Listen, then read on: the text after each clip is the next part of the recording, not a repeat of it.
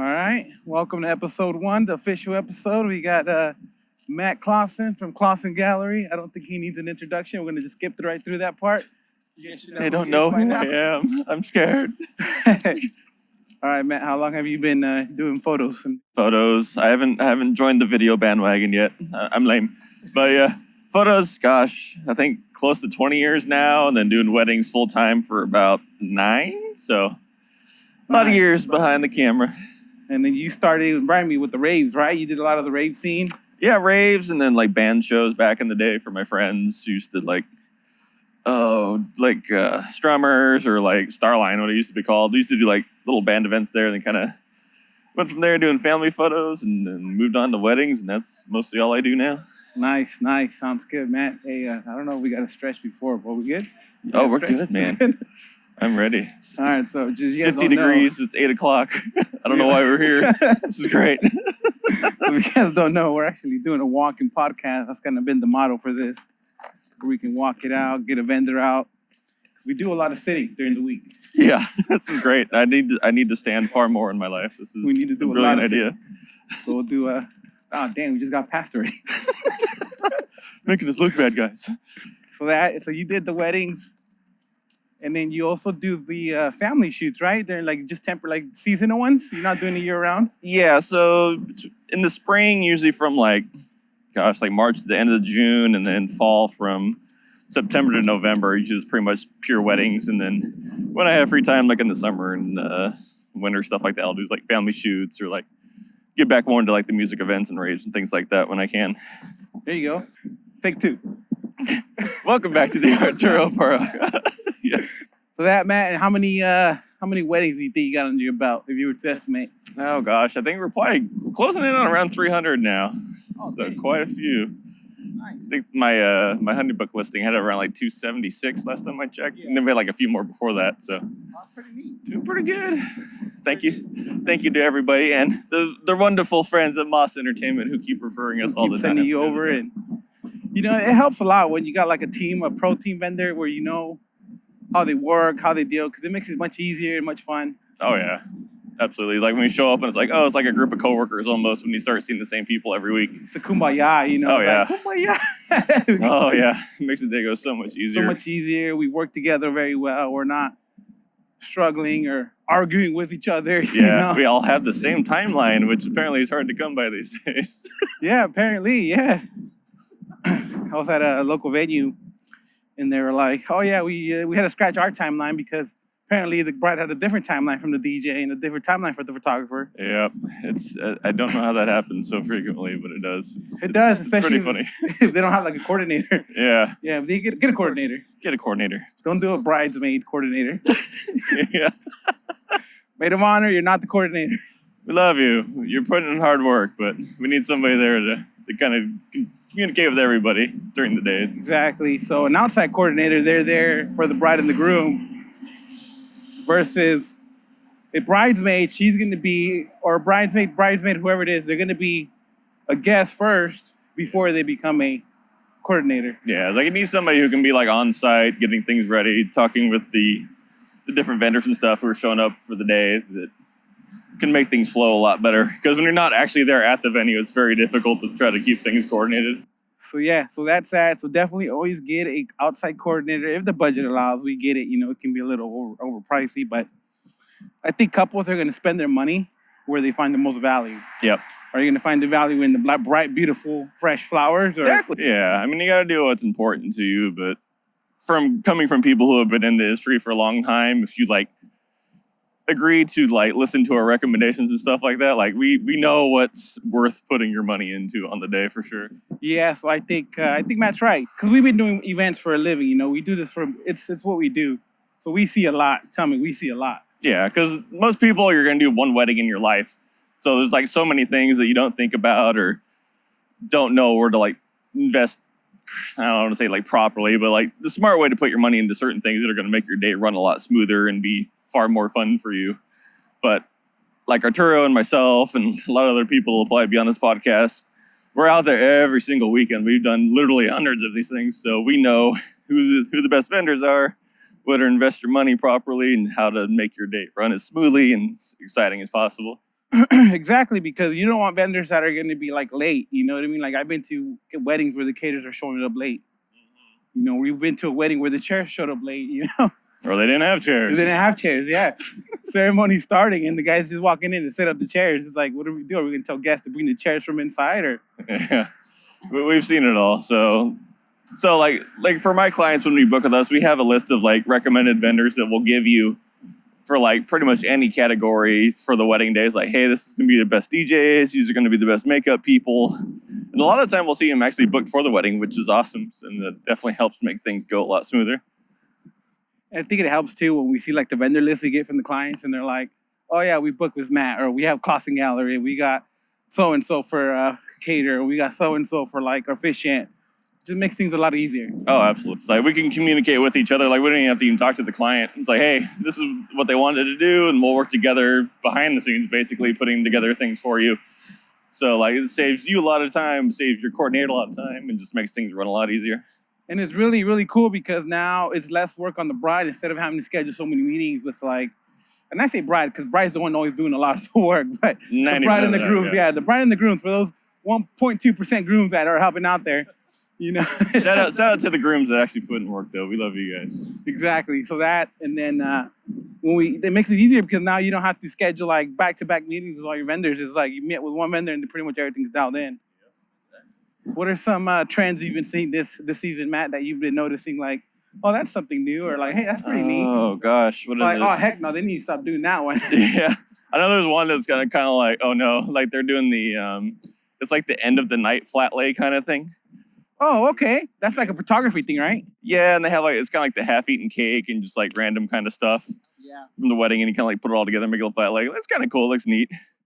That's interesting. I haven't seen that one. Yeah, so it's well, kind of. As DJs, we don't really see it, you know, because photographers, you do that mostly like on the sideline, no? Yeah, we're kind of like towards the end of the night, while everybody's kind of like. And then what do you gather in that layout? You said like cake, right? Cake. What else? Do you get like any drinks or anything like that? Or? Yeah, it's kind of like have drinks, cake. Oh gosh, what else?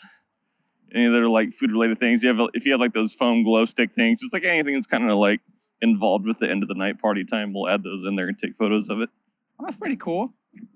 I didn't think about that. That's pretty neat. Yeah, it's kind of different little memory thing for the details at the end of the day as opposed to like the start of the day. So it's kind of neat. They don't get sunlight a lot. As you can tell, he stays indoors a lot. Yeah. I'm behind the screen 90% of my life editing photos. What are some things that you wish that people need to just stop? Like, no, they need to stop. Besides the dollar dance that Moss does, which actually works really well, the damn dollar dance. It takes so long, and it's, oh my gosh, it's such a, I don't want to say a waste of time, but there's better uses for your open dance time at the end of the day. And I agree, you know, as a vendor that we do this often, like I agree, like we can announce it during dinner, hey, you know, instead of lieu of a honeymoon dance, or instead of the dollar dance, honeymoon dance, we have an actual QR code that's placed around the venue, you know, it's going to be everywhere. You guys feel free to scan it, bless the newlyweds with some blessings. Yeah. A lot of it you can prevent it too if you put it on your invitations. Like, hey, we don't really care for gifts. You know, we rather have the funds. You know. Yeah, it works way better because the last one we did, like with Arturo, they had everybody kind of come out and do like the dollar dance at once, and everybody's like puts money in the bucket, just all dance together, as opposed to like forming a line that takes like half an hour to 40 minutes for everybody to kind of come up and get an individual dance. Yeah, we've seen that a lot where they rather do like we do more of an upbeat music instead of a slow dance. You know, upbeat you can get a group of friends, 4 or 5 go at a time. Yeah. Now, before it begins, you know, everybody's up there dancing. Yeah, and there's always like one aunt that wants to dance like an entire song. It's like, girl, like, we got 20 seconds tops. Get out of there. And then same thing that you brought up, where it's like we let the guests know, hey, 2 songs left, 1 song left, so they know, like they hear it, like, yeah, okay, this is not going to drag for 45 minutes. Yeah, so dollar dance is great in theory, but there's better uses of your time on the wedding day for sure. Exactly. No, you know, one thing I've been seeing a lot in the weddings is the shortness of formalities, where I had a wedding where all they did was a ceremony, cocktail, dinner, toast, and they had a labubu toss. It was like a lieu of a bouquet toss. Oh, nice. And then that's it. And then, and cool. The first dance, of course. And that was it, and straight party. Nice. And also, instead of like bouquet toss, they're doing like t-shirt tosses and stuff like that, which is kind of cool. That's cool. Yeah, so then there's like a lot more people that can get something from the wedding, which is neat. So especially for the fellas, like the garter removal. Like I think maybe about 75% of my weddings don't even have a garter removal. They just have the toss. Interesting. Where they don't want to take it off in front of everybody, you know? Yeah. No, I've seen a lot of that. It's kind of like one of the things that's kind of being phased out with like the younger generations not really doing the bouquet tosses anymore. But yeah, no, that I seen one where the new one that's coming up right now, and this is and we are recording this right now in October. What are we, 27? Yeah, October 27, 2020, 25. They're doing the bottle toss, you know? Oh, I haven't seen that. What's that one? Yeah, where they get either like a whiskey bottle, tequila bottle, whatever it is, and they put the garter around the box. But the box is empty, though. They're not really tossing. Oh, the box man. is empty. Yeah. Throw a glass bottle in the crowd. Make it exciting. Exactly.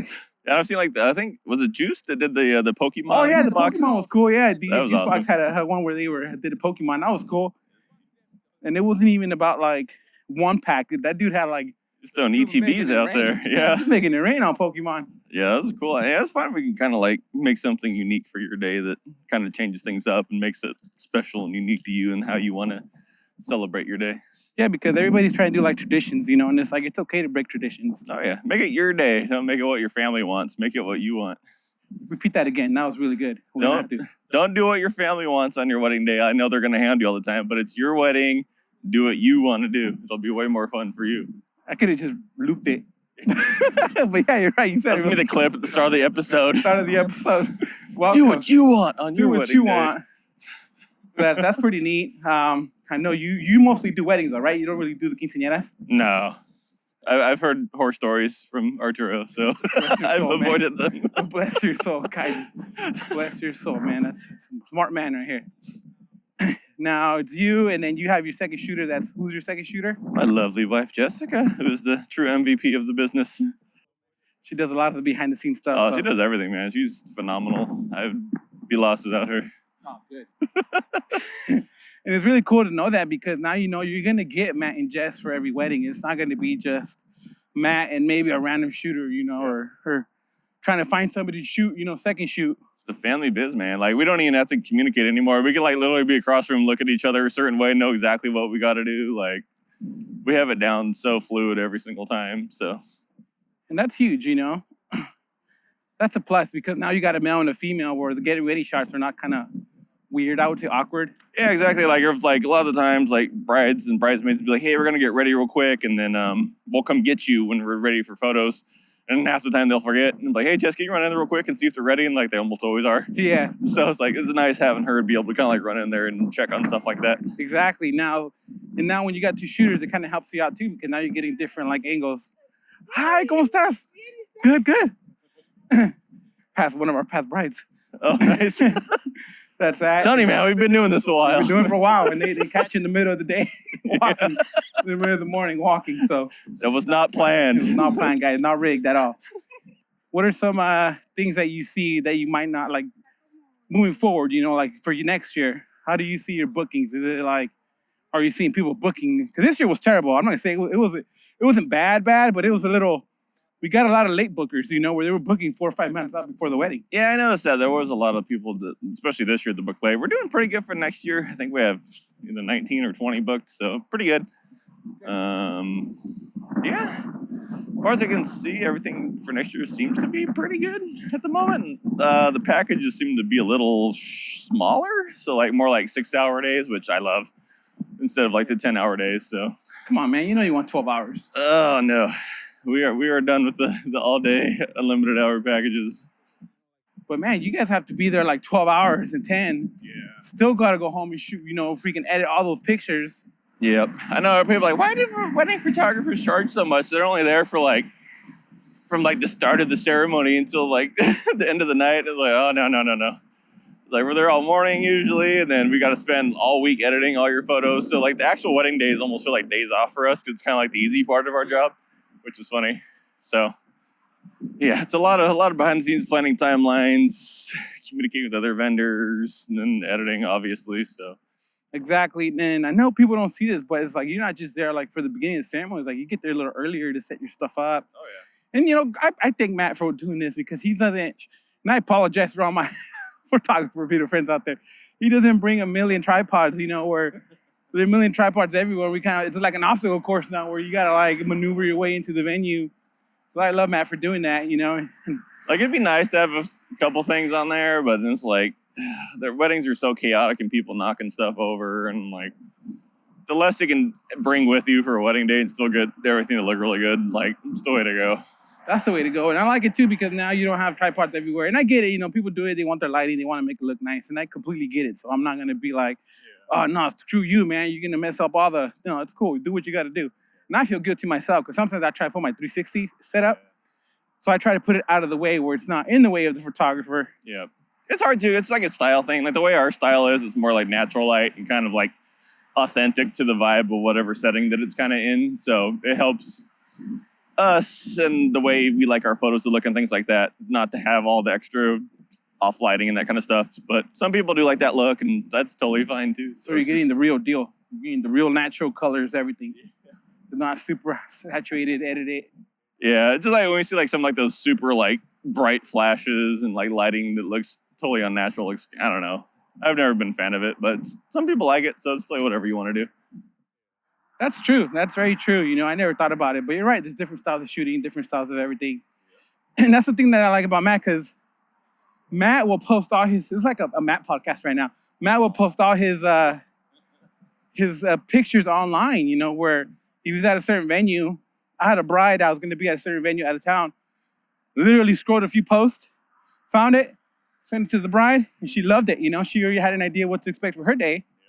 They ended up booking Matt. You know what I mean? So it's like, it helps when photographers, videographers put their work out there. Oh, yeah. Like, we'll send, like, as soon as the gallery, well, after the wedding's done, usually within 48 hours, we'll have a whole sample gallery for all the vendors and the bride and groom to post on their social medias and stuff like that. And then usually after that, we'll have the whole gallery done in a week and we'll send it out to everybody. So, yeah, so the venues, bride and groom, other vendors, they can use all of our photos however they want for anything. So helps them out and helps us because they'll send us more referrals because they get free photos. So it works. It works out, yeah. Not just that, but it just helps visualize it, you know. And it's hard for us to recommend photographers when they're not posting on their social medias. You know, their last post was like 5 months ago. Yeah. And it's hard because now the bride's going to be like, are these guys even active anymore? Yeah.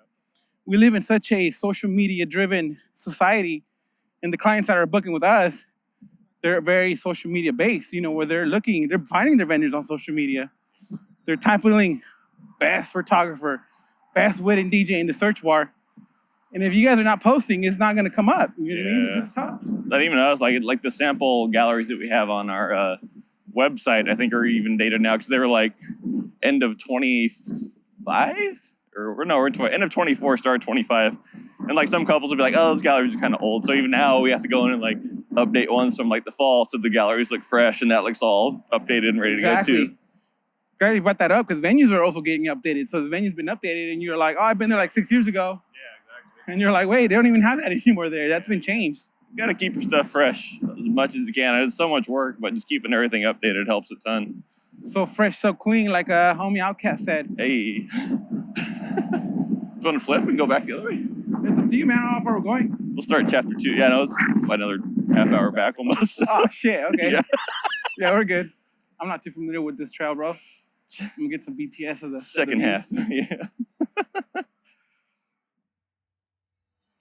Beautiful view of Valley Children's Hospital. Yeah, we apologize if you hear the wind, the heavy winding. That's kind of me. We're going uphill right now, man. It's a struggle. Going up the hill. Right, so this is live. We're doing this in action. That's why we're doing this. Get some cardio in, get some action in. Because again, we do get a lot of steps during the wedding day, but besides that, during the week, it's terrible. Yeah. My Apple Watch will be like, you gotta stand up. Yeah, it's time to stand up. You're doing less steps than you normally do. Oh, for real. I know, it's so funny, like, gosh, like, even like, probably like talking to our doctors and stuff like that. If you look at like our, me especially, it's like my heart rate tracker on my watch. Like during the week, it's like 70 to 100. And then like my wedding days, it'll spike to like 150. And I'm like, what the hell are you doing? Like, it's just weddings. Just weddings, man. Just weddings. Yeah. That's funny. People realize that too. Like the more weddings we've done or the more we do, like your stress level just keeps getting higher. Not higher, but your tolerance keeps getting better and better. Yeah. Like it's kind of both because you're like, you prepare for the worst every wedding. So you're kind of like, you expect certain things that might happen. And when they don't, you're like, oh, that was nice. So you're kind of like just ready for anything. Yeah, and not just that too, but we kind of get the idea of where it's like, if you have that one person who's never done a wedding, or they did their wedding and they were just the one wedding under the belt, you know? Yeah. Versus us that we have multiple. She wants to be in the vlog and shit. We got us that we have multiple. You know what I mean? It's like, it helps out, you know? Yeah. Like mom planned her wedding back in like 1984. Yep. This is like trying to do it now. I was like, it's a little different. She's the first one to start saying, oh man, that's way too much money for this vendor. Oh, yeah. But back in my day, I paid $500 for video and photography, and then I paid, $750 for a DJ who did the rehearsal and then the party the day before. Yeah. Do you guys do a lot of rehearsals? Or is that still kind of a thing? Rehearsals, I personally stay away. Yeah. And the reason is because I do get like Friday weddings where it's like, or a Thursday wedding. I do help them out though. I'll send them like the songs ahead of time. Mm-hmm. Especially for those that have a certain start point, like, because they're like, I want the song to start at this exact moment, And then they aren't ready. Yeah, so what I do is I'll edit the song beforehand. So I cut it where it needs to go. Oh, smart. And then I'll send it to them so they can practice with that. Oh, that's a cool idea. Yeah, no, a lot of that stuff I see like on timelines, I'm like, that seems like a pain, like having to set up all those little cues and everything for everything. And it's gotten easier. Back then I used to always take my laptop and have the Serato DJ open and a little bit controller. Now I can do everything off an iPad with DJ Pro Algorithm. Shout out to them. Hey. Because, so it has 4 channels. Most of the time you're only playing 4 songs. Yep. 4 channels, I load them up, 1, 2, 3, 4, good to go. Cue point where you need to go. And I always feel bad for you guys when you have like the 8 groomsmen or 8 bridesmaids and each one wants a different song at a different time. I'm like, oh my God, that's so much extra work. It is, and so with the rehearsals, I tell clients all the time, like, I can't be there, it's just, unfortunately, people don't know how to be there on time, and I'm one of them. Unfortunately, I'm one of me, I'm talking about me. If you got a rehearsal like at 5, family doesn't start showing until 5:36. And now I'm spending an hour and 30 minutes, which should have been a 20-minute thing, Yeah, a lot of that stuff, like, especially if you have a coordinator, it's pretty easy to set up, I think. I know, let's say if like a really big wedding party, then like you kind of want to do a rehearsal before. Yeah, exactly. So that, and then I always tell I tell my clients that the best we can do is send you the files. Just make sure you can play them off your phone. Yeah. Take a Bluetooth speaker and test it out. Yeah. I was with Efficient. Emma, shout out to Emma. I was with her on Saturday just recently. Emma Chavez. Shout out to Emma. And she mentioned like, the venue was 45 minutes away from me. I wasn't going to take the drive and people show up late. And the venue we were at, Wonder Valley, they have a really good on-site coordinator, so she took care of it. And she was also like saying like, hey, we started a little late because people showed up a little late. That's always kind of a funny thing for us too. And like, one of the things for us, like when clients want us to like come out, like, especially like, have you been to this venue before? And like, you want to come out and like, see what it looks like and stuff like that. It's like, oh God, yeah, no, the 300 other wedding venues we've done, like this one's going to be like totally different. I don't know what to do. Yeah. It's going to be scary. I'm like, no, like it's all the same. It's so funny. Yep. Especially, great you bring that up because there's a lot of new venues popping up. Yep. So it's like, even though we haven't been there, like it's all pretty much very similar concept. Yep. As long as DJ has power and we have a tree, we're good to go. Yep. And we got a place to sit for dinner. Yeah. We're good to go. Yeah. But yeah, shout out to the wedding couples later. They've been a lot better about getting us nice food and nice tables. So we appreciate you guys for that for sure. Food. Fuck, it wasn't recording, bro. Oh, on the way back? On the way back. No, I hit record, but then it hit the button on the side. So we missed that cool selfie shot.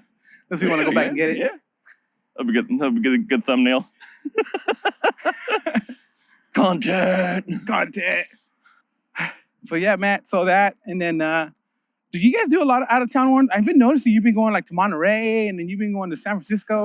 For the summer we will, because it's way too hot here to do anything local. She's back. Hey. Find us, Mas ENT Weddings, okay? We'll post it. We'll have it posted hopefully this week. Yeah. So during the summer when it's too hot here, we'll do some coastal ones. But spring and fall, we like to stay here so that way we can double or triple up on a weekend. That's true. People don't realize, even though it's an out of town one, like, I don't know about you, but my anxiety would be like, man, I got to be back in certain time. I got to leave early in the morning. Yeah, it's just cash, And like, if I was younger, like in my younger days, I could do it. But now that I'm almost like freaking 40, I'm like, I can't be doing like 10-hour wedding days, driving back and trying to do another one the next day anymore. So. Especially the driving, bro, because it's terrible. You know what I mean? Oh, yeah.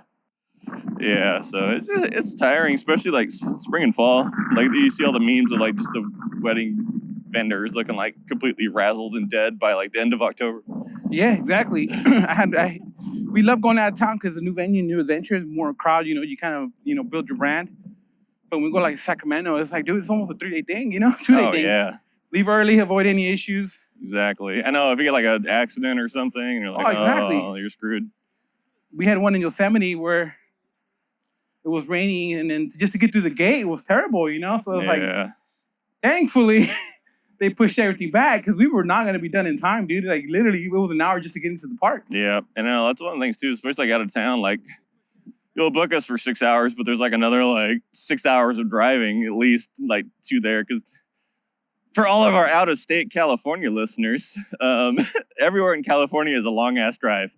So if you're doing like, for us, like if we're doing like a coastal wedding that starts at like, 2 o'clock in the afternoon, they want us for getting ready photos at 12. We got to get up at like 5, 6 a.m. to get ready, drive all the way over there, leave like at least like an hour gap in case something happens, and then another 3-4 hours driving home. So. Oh, that's true. That's so true. Yeah, the long days. Especially California, people be like, "Oh yeah, it's just down the street." Oh hell no, dude. No, yeah.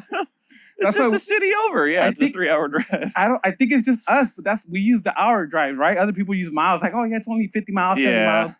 California, we use time. Where it's exactly. Like, oh, you know what I mean? Sacramento, yeah, it's about 3 hours away from me. Yep. We don't use miles, Yeah, exactly. I know. Yeah, like East Coast stuff like that. Like all the cities are a lot closer.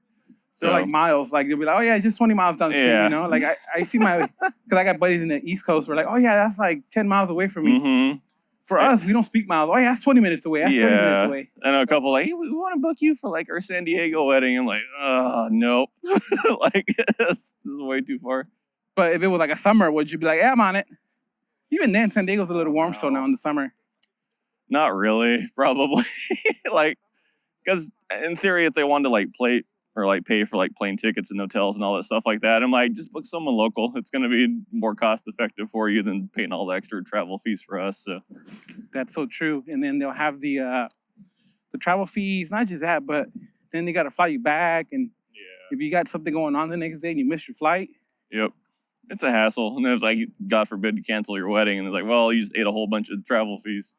God forbid they lose your camera in the plane, bro. Yeah, I'd carry it on. But then you got to like bring all your other stuff checked. And it's like, it's a pain. So I'm like, it's not worth it. Do they let you take your batteries in the plane? They do, right? Your camera batteries? You just have to take them out and put a little cover on it. Oh, okay. Yeah. Besides the weddings, when it's like slow season for you, do you ever have a slow season at all? Summer, kind of. Usually like August is probably like my slowest time. Yeah. So I'll still do like rave events stuff. I still love doing those. That's pretty cool. But yeah, it's kind of hard to do both. I wish I could still do both, but just getting old, it sucks. Yo, the demand, you know what I mean? Where it's like some of these raves are going from like 8 to 2 in the morning. Yeah, usually 2 a.m. Yeah. Go home and annoy Matt. He's trying to do the sneak peeks already. So he's staying up till 3, 4 in the morning to get that out to you guys. Man. Yeah, so like the busy times, I would do like, I'd do like a Friday wedding that would get done at like 10.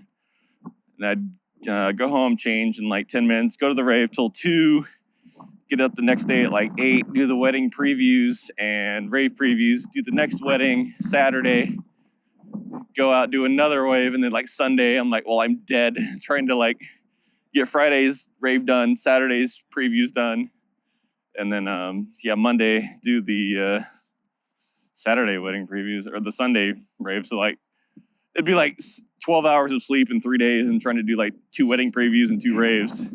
So if you ever get your sneak peek the following day, no, I didn't sleep. Right here. Just know he didn't sleep for you guys. Just know he got zero sleep.